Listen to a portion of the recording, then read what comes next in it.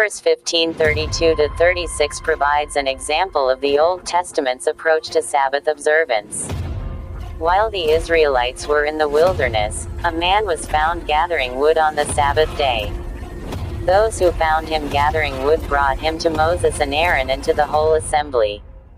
They kept him in custody, because it was not clear what should be done to him. Then the Lord said to Moses, "The man must die. The whole assembly must stone him outside the camp." So the assembly took him outside the camp and stoned him to death, as the Lord commanded Moses. In contrast to this strict enforcement, Jesus' actions on the Sabbath often sparked controversy because he performed healings and other acts that some viewed as work, which was prohibited by the law. For instance, in Mark 2:27-28, Jesus responded to his critics by emphasizing the purpose of the Sabbath. Then he said to them, "The Sabbath was made for man, not man for the Sabbath. So the Son of Man is Lord even of the Sabbath." Through this response, Jesus emphasized that the Sabbath was intended to serve humanity's well-being rather than impose burdensome restrictions. He highlighted that acts of mercy and doing good are in line with the Sabbath's purpose. In Matthew 12:11-12 NIV, Jesus states, He said to them, "If any of you has a sheep and it falls into a pit on the Sabbath, will you not take hold of it and lift it out?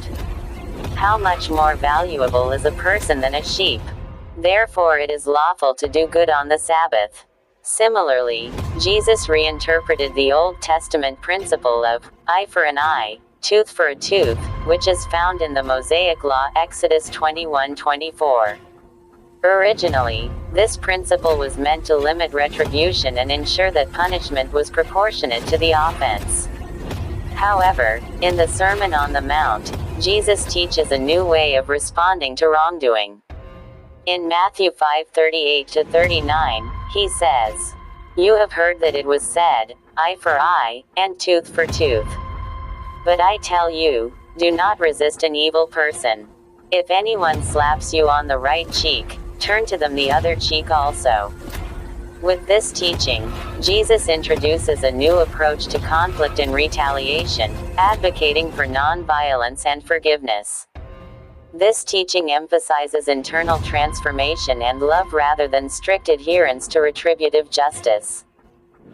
Through his reinterpretations, Jesus underscored the importance of compassion, inner transformation, and love as central to following God's commands, shifting away from strict legalism and reshaping the understanding of justice and righteousness for his followers.